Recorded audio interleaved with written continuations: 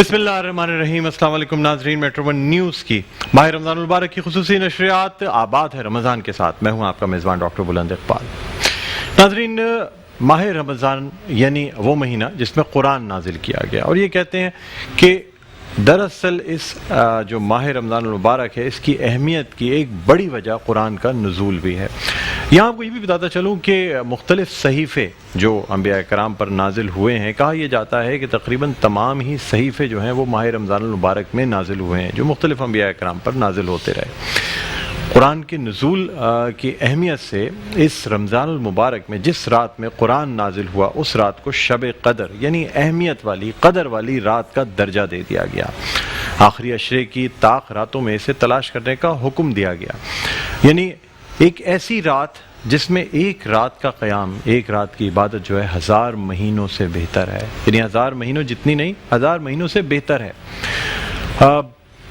ایک وجہ یہ بھی ہے کہ رسول اللہ صلی اللہ علیہ وآلہ وسلم کی امت کی جو اوسط عمر ہے وہ کم ہے۔ ہم جب دیکھتے ہیں یعنی حضرت آدم علیہ السلام، حضرت شیث علیہ السلام، مختلف انبیاء علیہ السلام جو تشریف لائے، ان کی عمریں 900 سال، 1000 سال، 960 سال اتنی ہوا کرتی تھی، لیکن امت محمدی کی اوسط عمر 60، 65، 70 سال یہ اوسط عمر ہے، جو کہ 50 سے لے کے 60 تک ہے۔ اب ظاہر سی بات ہے رسول اللہ صلی اللہ علیہ وآلہ وسلم کو یہ فکر بھی لاحق تھی کہ میری امت جو ہے وہ دوسری امتوں کی عبادت کے برابر کیسے رہے گی۔ جو شخص جس نے 1000 سال کی عمر پائی ہو اور پوری عمر عبادت کی ہو، تو پھر تو اس کی عبادت بہت زیادہ ہوگی امت محمدی سے۔ چنانچہ اللہ تعالیٰ نے مسلمانوں کو یہ شب قدر عطا فرمائی، جس میں اگر ایک رات کا قیام کیا جاتا ہے تو اس کی جو فضیلت ہے، اس کا ثواب ہے، وہ 1000 مہینے کے برابر ہے۔ چنانچہ اگر ہم ہر طاق رات میں، یا ہم اپنا ایک کم از کم یہ روٹین بنا لیں کہ رمضان المبارک کے آخری عشرے میں ہم روزانہ رات کا قیام کر کے صرف 2 نفل پڑھ لیا کریں۔ جس رات آپ طاق رات پالیں گے، وہ 2 نفل، آپ کی جو 2 نفلیں پڑھی ہوئی ہوں گی، وہ 1000 مہینوں کے برابر ہو جائیں گی۔ بہرحال ناظرین، اپنے آج کے اس پروگرام میں ہم گفتگو کریں گے خاص طور سے شب قدر کو تلاش کرنے کے حوالے سے، قرآن و حدیث کے انوار کے حوالے سے، یعنی کس طرح قرآن و حدیث کے ذریعے ہم رہنمائی حاصل کرتے ہیں، ہم دیکھتے ہیں کہ قرآن مجید کا جو نور ہے اسے ہم اس پر عمل کر کے اپنی زندگیوں کو کیسے سنوار سکتے ہیں۔ ناظرین، سب سے پہلے میں تعارف کرانا چاہوں گا، ہمارے ساتھ موجود ہیں علامہ مفتی محمد اسلم خان سعیدی صاحب، ممبر ہیں سپریم کونسل اتحاد علماء اہل سنت پاکستان کے۔ السلام علیکم سر، آپ کو خوش آمدید کہتے ہیں بہت بہت پروگرام میں، رمضان المبارک کی خصوصی نشریات میں۔ اس کے علاوہ ناظرین ہمارے ساتھ موجود ہیں علامہ قاری صاحب، جو کہ عبد الولی خان فاروقی صاحب ہمارے ساتھ موجود ہیں۔ السلام علیکم قاری صاحب، آپ کو بھی ہم خوش آمدید کہتے ہیں۔ سر، جس طرح ٹاپک ہمارا آج کا ہے، یعنی قرآن حکیم، حدیث، اس کا انوار، یعنی اس کے نور سے ہم کس طرح سے روشنی حاصل کر سکتے ہیں، کیا فرمائیں گے سر؟ بسم اللہ الرحمن الرحیم۔ سب سے پہلے میں آپ کا شکر گزار ہوں، آپ کی ٹیم کا، کہ آپ نے ہمیں موقع عنایت فرمایا۔ قرآن و سنت کی روشنی میں سب سے بڑا نور اللہ رب العالمین نے ہمیں ماہ رمضان کی صورت میں عطا فرمایا۔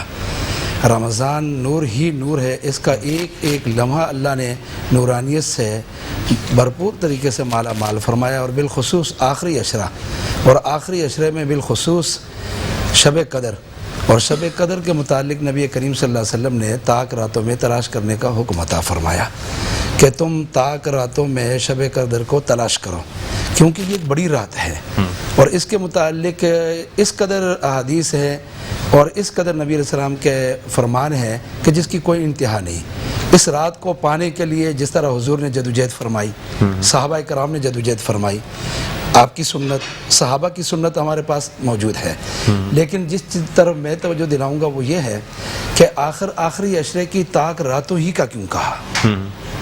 کسی ایک رات کا تعین کر دیا جاتا، لیکن ایک تو یہ ہے کہ طاق راتوں میں تلاش کرنے سے ہمیں 5 راتیں نصیب ہو جائیں گی۔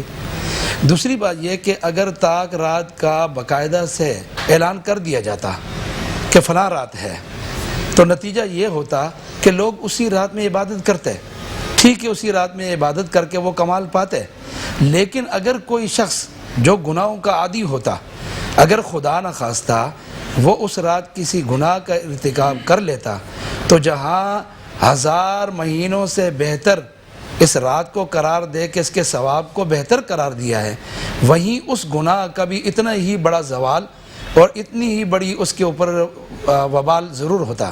جیسا کہ کوئی کعبۃ اللہ میں ایک نماز پڑھے تو اس کو 1,00,000 نمازوں کا ثواب ہے، اور اگر کوئی گناہ کرے تو اللہ اکبر، اللہ اکبر، نعوذ باللہ، اگر کوئی گناہ کرے تو اس کو 1,00,000 گناہ بھی ملیں گے، اس لیے کہ اس مقام کی بے حرمتی ہوئی. تو رات کو بے حرمتی سے بچانا تھا، نمبر 1. دوسری بات یہ کہ کسی گناہ گار کے ذمہ گناہ بہت زیادہ نہیں ڈالنے تھے. جیسا کہ نبی کریم صلی اللہ علیہ وسلم نے مسجد میں داخل ہوتے ہوئے دیکھا کہ ایک شخص سو رہا ہے، اور آپ نے فرمایا کہ اے علی اسے اٹھاؤ، وضو کرے. تو حضرت علی رضی اللہ عنہ اٹھایا، اس نے وضو کیا. حضرت علی رضی اللہ عنہ نے سوال کیا، یا رسول اللہ ہمیشہ آپ نیکی کے کام میں پہل فرماتے ہیں، لیکن آج آپ نے اس کو اٹھا کے وضو کی طرف متوجہ کرنا، یہ نیکی ہے. آپ ہمیشہ نیکی میں پہل کرتے ہیں، لیکن آج آپ نے پہل نہیں کی، اور اس نیکی میں پہل کرنے کا حکم مجھے ارشاد فرمایا. آپ نے فرمایا کہ اگر میں اٹھاتا اور وہ انکار کر دیتا تو میری بات کے انکار پر وہ شدید گناہ گار ہوتا اور گناہ کبیرہ قرار دیا جاتا. میں نے اس کو اس بات سے بچانے کے لیے تمہیں کہا کہ تم اٹھاؤ، اور تمہارے سے اگر وہ نیند کی حالت میں بالفرض اگر انکار کر دے تو کم از کم گناہ کبیرہ سے بچ جائے گا. یہ رات چھپا کے جو اللہ نے رکھی، نہیں بتائی، یہ بھی اللہ کا اس امت پر احسان ہے. 5 راتیں عبادت کرتے ہیں اور کوشش کرتے ہیں، محنت کرتے ہیں، تلاش کرتے ہیں، جستجو کرتے ہیں، اور جب انسان تلاش کرتا ہے، محنت کرتا ہے، اللہ رب العالمین پھر اسے اس کی بساط سے بڑھ کر اسے عطا فرماتا ہے. تو اس لیے اس رات کو بھی پوشیدہ رکھا، اس کا بڑا کمال ہے. اللہ پاک ہم سب کو اس رات کی تلاش اور اس میں خوب عبادت کی توفیق نصیب فرمائے. علامہ محمد اسلم خان صاحب، سعیدی صاحب، آپ سے میں یہ جاننا چاہوں گا کہ دعا کا کیا طریقہ ہونا چاہیے؟ مختلف لوگ مختلف طریقوں سے دعا مانگتے ہیں.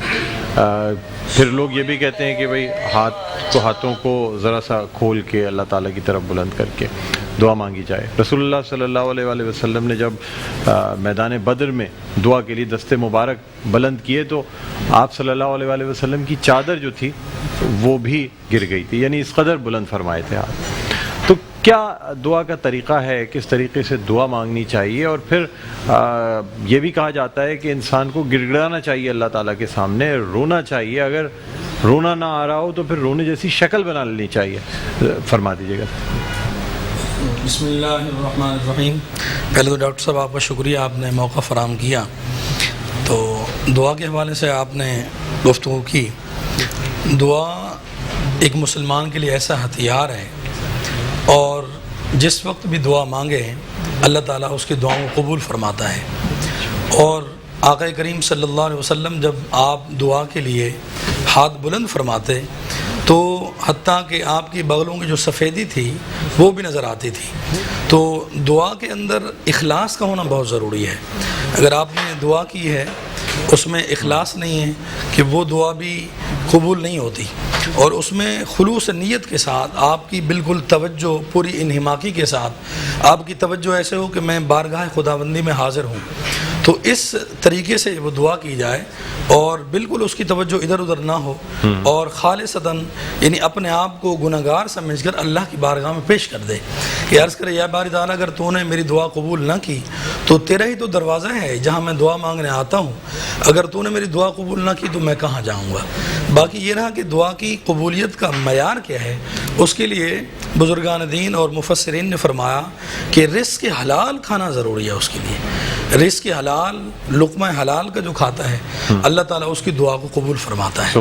اور اسی طرح اور اللہ تعالیٰ نے یہ امت محمدیہ کو یہ خاصہ عطا فرمایا کہ ان کی کوئی دعا رد نہیں ہوتی. جو بھی دعا کرتے ہیں وہ ایک الگ بات ہے کہ اللہ تعالیٰ کسی کا ثمر فی الفور عطا فرماتا ہے، کسی کا ثمر آخرت میں دے دیتا ہے، اور بندے کو جلدی ہوتی ہے کہ میں جو بھی دعا کروں اور میری دعا قبول ہو جائے. اور بلکہ بہت ساری روایت میں آتا ہے، حضرت یحییٰ بن سعید سے روایت ہے، وہ فرماتے ہیں کہ میں دعا کرتا تھا، میری دعا جلدی قبول نہیں ہوتی تھی، اور میں نے ایک رات اللہ کا دیدار کیا، اللہ کے حسن و جمال کو دیکھا، اور میں نے عرض کیا باری تعالیٰ میں دعا کرتا ہوں میری دعا قبول نہیں ہوتی، اس کی کیا وجہ؟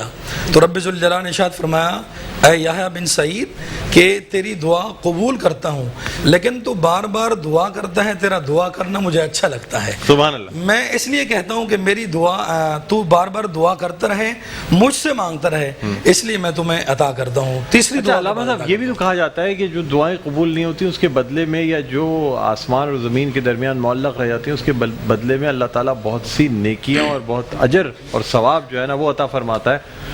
اور اگر بندے کو پتہ لگ جائے یا پتہ چل جائے کہ اس کی جو دعائیں قبول نہیں ہوئی ہیں اس میں کتنا اجر و ثواب اس کو ملا ہے، تو شاید انسان کی پھر یہ دعا ہو کہ کوئی دعا قبول نہ ہو، بس اجر و ثواب ملتا رہے. بلکہ آپ نے بالکل درست فرمایا، ایک حدیث کا مفہوم ہے کہ وہ دعائیں جو دنیا میں اس کا ثمر نہیں ملتا تو بندہ بظاہر مایوس ہوتا ہے، یار میری دعا قبول نہیں ہوئی. فرمایا جب اس کا انتقال ہوگا، محشر کا میدان لگے گا، تو محشر کے میدان میں جب اس کی نیکیاں کھولی جائیں گی تو نیکیاں کم ہوں گی، تو رب ذوالجلال ارشاد فرمائے گا کہ اس کی دعا کا جو رجسٹر ہے وہ کھولا جائے، اور جب وہ دعا کا رجسٹر کھولا جائے گا تو روایت میں یہ بھی آتا ہے کہ اس کی دعائیں اتنا ہوں گی احد پہاڑ کے برابر. اور پھر رب ذوالجلال ارشاد فرمائے گا یہ دنیا میں جو دعائیں کرتا تھا اس کی دعا کا ثمر میں نے تمہیں یہ عطا فرمایا ہے. تو شیخ سعدی علیہ رحمہ اپنی کتاب میں، ایک فارسی کتاب ہے، اس میں فرماتے ہیں کہ اس وقت بندہ یہ تمنا کرے گا کاش کہ دنیا میں میری کوئی ایک دعا بھی قبول نہ ہوتی، ساری کی ساری آخرت میں قبول ہوتی، اس کا ثمر اللہ تعالیٰ مجھے عطا فرمائے. واہ واہ واہ. جی علامہ صاحب آپ سے جاننا چاہوں گا کہ خاص طور پہ جو اللہ تعالیٰ کا ڈر ہوتا ہے نا، خوف خدا، یہ کہا جاتا ہے کہ بہت ضروری ہے، اور اس کا بڑا اجر و ثواب بھی ہے کہ اللہ تعالیٰ کا خوف دل میں ہونا اور اللہ تعالیٰ سے استغفار کرنا. کیا فرمائیں گے؟ ماشاء اللہ، خوف خدا ایک بہت بڑی نعمت ہے. اس نعمت سے اللہ جسے چاہے مالا مال فرما دے، اور یہ خوف خدا ہی ہے کہ جب انسان کے دل میں یہ اتر جائے تو انسان نیک اعمال کی طرف خود بخود راغب ہو جاتا ہے. اگر وہ اللہ کو اپنے قریب سمجھتا ہے، حالانکہ اللہ قریب ہے، نحن اقرب الیہ من حبل الورید کہہ کر اس نے فرمایا کہ میں تیرے سے بہت زیادہ قریب ہوں، تیری شہرگوں سے بھی زیادہ قریب ہوں. لیکن یہ شخص اگر اللہ کو ہر جگہ اپنے قریب سمجھ کر اس کا خوف گناہ کے وقت بالخصوص، نافرمانی کے وقت محسوس کرے کہ میرا رب مجھے دیکھ رہا ہے، چاہے تو ابھی پکڑ لے، چاہے تو قیامت کے دن مجھے عذاب دے دے، سزا دے دے. خوف خدا کی ایک نہیں بلکہ بے شمار اللہ رب العالمین نے قرآن حکیم میں، حدیث میں نبی کریم صلی اللہ علیہ وسلم نے فضیلت بیان فرمائی. ایک شخص حضرت عیسیٰ علیہ السلام ایک مقام سے گزر رہے تھے تو ایک نوجوان دوڑتا ہوا ان کے پاس آیا اور کہنے لگا کہ اللہ کی خیشیت، اس کا ایک قطرہ مجھے آپ عنایت فرما دیں. حضرت عیسیٰ علیہ السلام نے خیشیت الہ کے متعلق فرمایا کہ نوجوان، خیشیت الہ ایک بڑی شے کا نام ہے. وہ ضد کرنے لگا اور آپ نے دعا فرما دی کہ اے اللہ اپنی خیشیت، اپنا خوف اس کے دل میں اتار دے تاکہ اس کا دل اس خیشیت الہ سے بےخبر ہو جائے. یہ کہہ کر حضرت عیسیٰ علیہ السلام چلے گئے اور وہ نوجوان جنگل کی طرف چل پڑا. یہاں تک کہ جنگل سے نکل پڑا. کئی عرصے کے بعد حضرت عیسیٰ علیہ السلام کا گزر اسی گاؤں سے ہوا. آپ نے لوگوں سے پوچھا بتائیے اس نوجوان کا وہ کہاں ہے، اس کے بارے میں کچھ علم ہے؟ لوگوں نے کہا کہ جس دن سے آپ نے خیشیت الہ، خوف خدا اور اللہ کی طرف متوجہ کرنے کے لیے اس کے لیے دعا مانگی تھی، اس دن سے وہ اس جنگل کی طرف گیا ہے، اس کا کوئی معلوم نہیں. حضرت عیسیٰ علیہ السلام اس جنگل کی طرف چلے گئے. کافی دور پہنچنے کے بعد دیکھا کہ وہ شخص یوں دونوں ہاتھ اٹھائے ہوا ہے بارگاہ عزدی میں اور اللہ کی خیشیت میں ڈوبا ہوا ہے اور خوف الہ سے اس کا وجود کانپ رہا ہے. حضرت عیسیٰ علیہ السلام نے اسے سلام کیا، اس نے کوئی جواب نہیں دیا. پھر سلام کیا، کوئی جواب نہیں دیا. اللہ رب العالمین نے حضرت عیسیٰ علیہ السلام پر وحی بھیجی اور فرمایا کہ اے عیسیٰ، اگر تم اسے سر سے لے کے پاؤں تک 2 حصے بھی کر دو تو یہ تیری طرف متوجہ نہیں ہوگا، اس لیے کہ خیشیت الہ کا تو نے اس کو جام پلا دیا ہے، اور میری خیشیت میں آنے کے بعد یہ شخص دنیا کے ہر خوف سے آزاد ہو کر ایک میرے خوف میں مبتلا ہو چکا ہے، جو میرے خوف میں مبتلا ہو جائے اس کے پاس کسی اور کا خوف نہیں رہتا۔ حضرت امام زین العابدین ایک رات راوی کہتا ہے کہ میں نے دیکھا کہ ایک شخص کعبہ سے چمٹا ہوا ہے اور بے شمار آوازوں میں رو رہا ہے اور خوف سے کانپ رہا ہے اس کا وجود۔ میں نے کہا کوئی گناہگار ہوگا، کچھ دیر میں اس کے پیچھے بیٹھ گیا، لیکن اس کے بعد جب وہ پیچھے ہٹے میں نے دیکھا کہ حضرت امام زین العابدین ہے۔ میں نے دیکھا کہ کس قدر خوف الہ ہے، ان کے اندر تقوی اور طہارت کے وہ کمالات جو خوف خدا کی صورت میں ظاہر ہو رہے ہیں کہ جن کی وجہ سے پورا کعبہ جو ہے وہ بھی ہل رہا ہے۔ تو خوف خدا ایک بڑی نعمت ہے، جسے یہ نعمت مل جائے دنیا کی ساری نعمتوں سے بڑی نعمت ہے۔ اگر انسان کے اندر خوف ہے، رشوت نہیں لے گا، گالی نہیں دے گا، غلط کام نہیں کرے گا، جھوٹ نہیں بولے گا، دنیا کا ہر غلط کام چھوڑے گا، کیونکہ ہر مقام پر خوف خدا اس کے ساتھ ہے، اور وہ کہے گا میرا رب مجھے دیکھ رہا ہے، میرا اللہ مجھے دیکھ رہا ہے، میرا اللہ مجھے دیکھ رہا ہے، ابھی مجھے پکڑ لے تو مجھے کوئی چھڑانے والا نہیں۔ اپنے رب کے خوف سے نماز کی حالت میں کھڑا ہوتا ہے، اخلاص پیدا کرتا ہے، کہتا ہے رعایکاری کروں گا، رب تو دیکھ رہا ہے، رب تو بالکل سر پہ ہے، ایک لمحے کے لیے بھی میں دائیں بائیں نہیں ہو سکتا۔ انبیاء کے اندر یہی تھا کہ خوف خدا کا سب سے بڑا وتیرہ اور خوف خدا کا سب سے بڑا سرچشمہ انبیاء کو حاصل تھا، وہی سلسلہ آگے امت تک دیا، اور خوف خدائی کے متعلق فرمایا کہ وَلِمَنْ خَافَ مَقَامَ رَبِّهِ جَنَّتَانِ، جس نے خوف خدا اختیار کیا اللہ اسے 2 جنتیں عطا فرمائے گا۔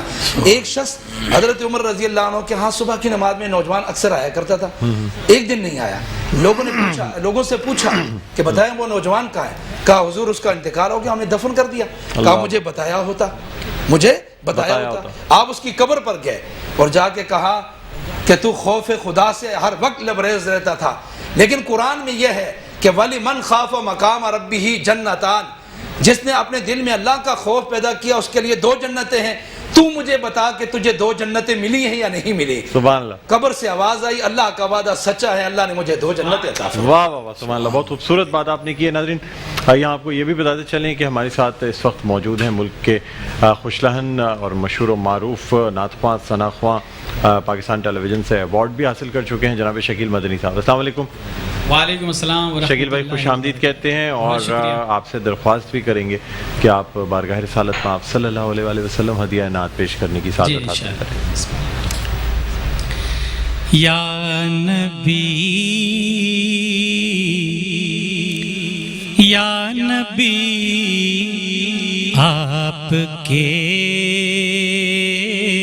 دم سے ہے دین و دنیا سبھی، آپ کے دم سے ہے، آپ واللیل ہیں، آپ والفجر ہیں، آپ واللیل ہیں، آپ والفجر ہیں، گردش وقت بھی آپ کے دم سے ہے، گردش وقت بھی آپ کے دم سے ہے۔ مقبول ہوگی مانگنے والوں کی ہر دعا، رمضان الکریم۔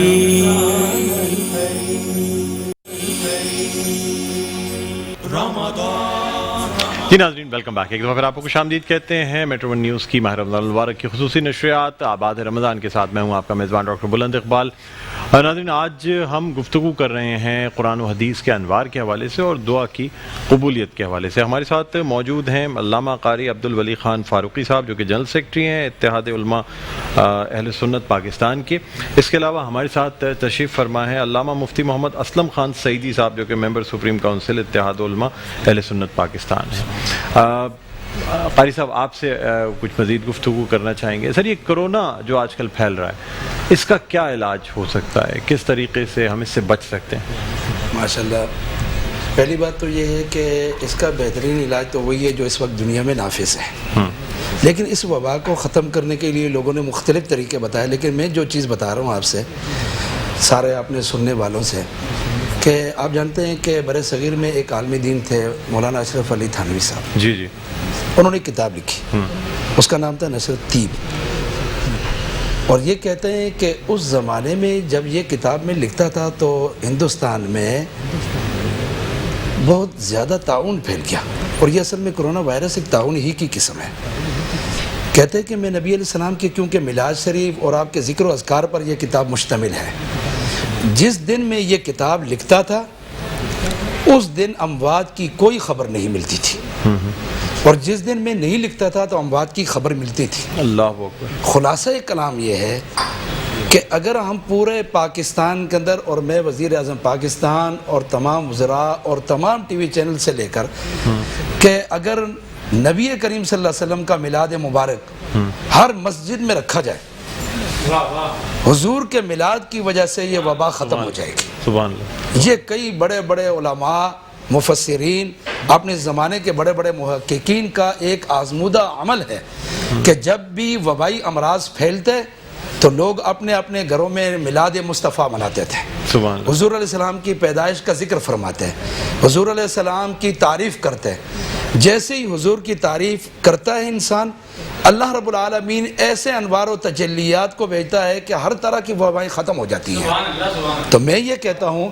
کہ اگر یہ اعلان برملا ہو جائے، اور بالخصوص آپ کے توسط سے کہ آپ الحمدللہ ایک چینل کو اور ایک بڑے چینل کو ماشاءاللہ لے کے چل رہے ہیں، آپ کی آواز لاکھوں انسانوں تک پہنچ رہی ہے، میلاد مصطفیٰ کا اگر انعقاد کیا جائے اور بالخصوص اس آخری عشرے میں کیا جائے اور تسلسل سے کیا جائے تو یقینی طور پہ کرونا وائرس کی اس بیماری کا خاتمہ کا ذریعہ میں سمجھتا ہوں کہ اس وقت دنیا میں میلاد مصطفیٰ سے بڑھ کر بہتر نہیں ہو سکتا۔ بالکل، بے شک، بالکل ٹھیک فرمایا، زبردست بات کی ہے۔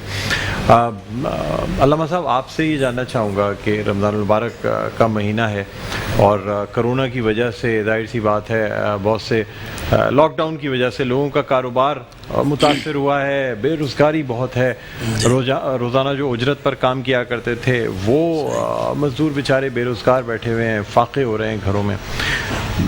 ہم شاید اب بھی زکوٰۃ دینے میں بخل سے کام لیتے ہیں، یعنی اگر چاہیں تو ہم صحیح معنوں میں اگر زکوٰۃ دی جائے نا تو شاید انسان یہ سمجھتا ہے میرے اتنے پیسے زکوٰۃ میں خرچ ہو جائیں گے، حال یہ نہیں سوچتا کہ اس کے بدلے میں اللہ تعالیٰ کتنے ہی زیادہ اس کو عطا کر دے گا۔ سر کچھ زکوٰۃ کے نصاب کے حوالے سے بتا دیجیے گا۔ ڈاکٹر صاحب ماشاءاللہ آپ نے بہت اچھی بات کی۔ زکوٰۃ کا لغوی معنی ہے کھرا کرنا، صاف کرنا، ستھرا کرنا، پاکیزہ کرنا۔ جب بندہ اپنے مال سے زکوٰۃ نکالتا ہے تو اس کا مال پاکیزہ ہو جاتا ہے، طیب اور طاہر ہو جاتا ہے، پھر اس کو استعمال کرتا ہے، رزق حلال کو لقمہ کھاتا ہے، تو پھر ہر لقمے کے بدلے اللہ اس کو اجر بھی عطا فرماتا ہے اور اس کی تمام دعائیں اور تمام عبادات اس کی قبول ہوتی ہیں، اللہ تعالیٰ قبول فرماتا ہے۔ تو جہاں تک زکوٰۃ کا نصاب شرعی ہے وہ سونے کا ہے، 7.5 تولے سونا، یعنی اس کی جو اس کا اماؤنٹ بنتا ہے وہ، اور چاندی کا نصاب ہے 52.5 تولے چاندی۔ اگر کسی کے پاس سونا کم ہے، 2 تولے ہے، چاندی بھی کم ہے، تو ان کو مکس کر دو۔ ہم نے جو اماؤنٹ دیکھنا ہے وہ چاندی کا دیکھنا ہے، 52.5 تولے چاندی کا جو رقم بنتی ہے وہ رقم اگر اس کے پاس موجود ہے یا اس کا اتنی رقم کا مثلا کم و بیش 50,000 روپے بنتا ہے آج کے دور میں تقریباً 48 اور 50,000 کے درمیان جو نصاب بنتا ہے، روزانہ سونے چاندی کی قیمت اوپر نیچے آتی رہتی ہے، تو یعنی 50,000 روپے اس کا اگر اس کے پاس موجود ہیں، سال گزر گیا ہے، تب بھی اس پر زکوٰۃ دینا فرض ہے۔ اگر 50,000 روپے کا اس کا کوئی بزنس ہے، کاروبار ہے، تب بھی اس پر زکوٰۃ دینا بہت ضروری ہے۔ دوسری بات یہ ہے کہ بہت سارے 50,000 روپے کا بزنس کاروبار کیا مطلب؟ لوگوں کی تو کروڑوں اربوں روپے کا رول اوور ہوتا ہے۔ اس نے یعنی کم سے کم منیمم بتا رہا ہوں کہ منیمم مثلا اس نے ایک کیبن لگایا ہوا ہے، اس کا کاروبار ہے کہ اس کی مالیت جو ہے ایک کیبن کی 50,000 روپے بنتی ہے، یعنی 50,000 کی اس نے انویسٹ کی ہوئی ہے، اس کو 1 سال گزر گیا ہے، تو تب بھی اس پر زکوٰۃ دینا ضروری ہے۔ اچھا، اس پر بھی زکوٰۃ؟ اس پر زکوٰۃ یعنی کم سے کم منیمم بتا رہا ہوں، میکسیمم تو جتنا بھی زیادہ ہوگا اس کے مطابق زکوٰۃ نکلے گی۔ اور اسی طرح اس کے اندر دوسری بات بھی ہے کہ بہت سارے لوگوں کے جنہوں نے مکان، فلیٹس، بنگلے کرائے پر دیا ہوا ہے اور اس پر بھی زکوٰۃ ہے، یعنی سالانہ اگر جتنا کرایہ آتا ہے وہ کرایہ نصاب کو پہنچ جاتا ہے، یعنی منیمم 50,000 روپے ہے وہ کرایہ آتا ہے، جمع کرتے ہیں۔ اب اندازہ لگائیں کہ اس وقت بنگلے 1 سال کا جو کرایہ آئے گا اس پہ بھی زکوٰۃ ہے؟ اس پر بھی زکوٰۃ اور جو گھر کی مالیت ہے وہ؟ ہاں، جو گھر رہائش کا ہے، جو اپنا ہم رہائش نے جو گھر کرائے پہ دیا ہوا ہے، اب ایک طرف تو وہ کرایہ آ رہا ہے اس سے، تو زکوٰۃ کرائے پہ دینی ہے یا گھر کی مالیت پہ دینی ہے؟ ہاں ڈاکٹر صاحب، اس میں 2 صورتیں ہیں۔ ایک یہ ہے کہ کرایہ آ رہا ہے، اگر کرایہ پر دیا ہو تو جو کرایہ آئے گا اس کرایے کی مالیت پر زکوٰۃ ہوگی، اصل مکان کی مالیت پر زکوٰۃ نہیں ہوگی۔ دوسرا یہ کہ آپ پراپرٹی ڈیلر ہیں، آپ جناب فلیٹس، مکان، پلاٹس خریدتے ہیں اور بیچتے ہیں، جب آپ یہ کاروبار شروع کریں گے، آپ اس کو بیچیں گے، پھر اس کی اصل مالیت پر جناب زکوٰۃ ہوگی۔ اب مثلا آپ نے ایک بنگلہ خریدا بیچنے کے لیے 10 کروڑ روپے کا، اب 10 کروڑ پر ہی زکوٰۃ ہوگی، اس کے رینٹ پر نہیں ہوگی۔ اسی طرح لیکن اگر 1 سال سے نہیں رکھا ہوا، 6 مہینے پہلے لیا ہے، پھر تو پھر نہیں ہوگی۔ اگر ہاں دوسرا اس کے بعد ایسا مال ہے اور ان کو آپس میں مکس کر کے زکوٰۃ دے دیتا ہے، لیکن زکوٰۃ دینا اچھی بات ہے، اگر وہ سال سے کم ہی پہلے بیچ دیتا ہے تو پھر زکوٰۃ فرض نہیں ہوگی۔ اچھا قاری صاحب، آپ سے جاننا چاہوں گا، اب دیکھیں نا، 10 کروڑ روپے کا ایک گھر ہے، کرایہ اس کا 2 لاکھ روپے ہے، میں آپ کو ایک مثال دیتا ہوں، سال بھر کا کرایہ بنا 24 لاکھ روپے، کرائے پہ دیا ہوا اس نے گھر۔ اب اگر وہ گھر کی مالیت کے لحاظ سے زکوٰۃ دے گا تو اس کو تقریباً 25 لاکھ روپے زکوٰۃ دینی پڑے گی، 2.5% دینی، 1 کروڑ پہ 2.5 لاکھ ہے، اور اگر 10 کروڑ پہ لگائیں گے تو 25 لاکھ روپے بن جائیں گے، جبکہ 24 لاکھ روپے کی جو زکوٰۃ نکلے گی وہ بہت کم ہے۔ تو ایسی صورت میں کیا کیا جائے؟ تو پھر بہتر ہے بندہ کرائے پہ ہی دے کے رکھے، زکوٰۃ بڑی کم ہے۔ بہتر یہ ہے کہ پہلے تو مکان کے اس کی جو حیثیت ہے اس کا تعین کیا جائے۔ سر اپنا مکان خریدا ہوا ہے، کرائے کی غرض سے اس کا یہ تعین کرنا ہے کہ یہ اس نے اپنی ضرورت کے لیے رکھا ہوا ہے یا اس کی خرید و فروخت کا باقاعدہ کاروبار کا سلسلہ ہے۔ ایک مکان لیا بیچا، دوسرا لیا بیچا۔ اگر انہوں نے یہ مکان اپنی ضرورت، اپنے استعمال، اپنے مستقبل، اپنے بچوں کے لیے لے کر ڈالا ہوا ہے تاکہ میں اس سے فائدہ اٹھاتا رہوں، پھر تو صرف اس کے کرائے پر زکوٰۃ ہوگی، بات ختم۔ اور اگر ان کا کام خرید و فروخت کا ہے تو پھر اس کی اصل مالیت پر زکوٰۃ ہوگی۔ اچھا، پھر اصل مال کی اصل مالیت پر زکوٰۃ، اصل مالیت پر۔ لیکن خرید و فروخت نہیں، اکثر لوگ 2 مکان لے لیتے ہیں کہ بچوں کے لیے کام آئے گا، فلاں کے لیے یا میں کبھی رہوں گا، اس پہ کرایہ پہ زکوٰۃ ہے۔ سال بھر میں جتنا کرایہ آپ نے وصول کیا ہے اس پر 2.5% جو ہے وہ زکوٰۃ دی جائے۔ اچھا، گاڑیاں اگر 4 گاڑیاں کسی نے رکھی ہوئی ہیں، اگر وہ آپ نے ضرورت کے لیے رکھی ہوئی ہیں، گھر کے استعمال کے لیے، ان پر کوئی زکوٰۃ نہیں۔ اچھا، اگر گھر کے بیٹا چلا رہا ہے، آپ کے گھر والے چلا رہے ہیں، آپ خود استعمال کرتے ہیں آنے جانے میں، ان پہ زکوٰۃ نہیں ہے۔ اچھا، اور اگر وہ ضرورت کے علاوہ آپ نے کسی کام پہ کسی کمپنی میں لگا رکھی ہیں، کرائے پہ لگا رکھی ہے، کرائے پہ لگا رکھی ہے تو اس سے جو کرایہ آئے گا اس پر زکوٰۃ ہوگی۔ اور گاڑیوں کا کاروبار ہے، شوروم ہے، تو پھر اصل مالیت پر ہوگی۔ جتنی گاڑیاں کھڑی ہیں، جتنی گاڑیاں بھی، اگر کاروبار ہے شام کو بک بھی سکتی ہے، 1 بھی بک سکتی ہے، 2 بھی بک سکتی ہیں، یہ تو آپ کاروبار کر رہے ہیں، تو کاروبار کے لیے تو پھر ضروری ہے کہ ساری چیزوں کی ہوگی۔ ٹھیک ہے قاری صاحب، بہت بہت شکریہ، آپ تشریف لائے۔ علامہ صاحب آپ کا بھی بہت بہت شکریہ، بہت کچھ سیکھنے کو ملا آپ سے، مسائل کے حوالے سے اور دوسری چیزوں کے حوالے سے۔ اب شکیل مدنی صاحب، ایک دفعہ پھر آپ سے درخواست ہے کہ بارگاہ رسالت میں آپ صلی اللہ علیہ وآلہ وسلم ہدیہ نعت پیش کرنے کی سعادت حاصل کریں۔ زندگی کیا ہے سمجھا دیا ہے مصطفیٰ، آپ کی زندگی زندگی نے زندگی کیا ہے سمجھا دیا ہے مصطفیٰ آپ کی زندگی نے چھٹ گئے خود بخود سب اندھیرے یوں اجالا کیا روشنی نے چھٹ گئے خود بخود سب اندھیرے یوں اجالا کیا روشنی نے کوئی انسان انسانیت تھی ظلم کرنا بھی ایک خاصیت تھی یہ عنایت ہے خیر البشر کی مل گئے زندگی کو قرینے یہ عنایت ہے خیر البشر کی مل گئے زندگی کو قرینے زندگی کیا ہے سمجھا دیا ہے مصطفیٰ آپ کی زندگی نے چھٹ گئے خود بخود سب اندھیرے یوں اجالا کیا روشنی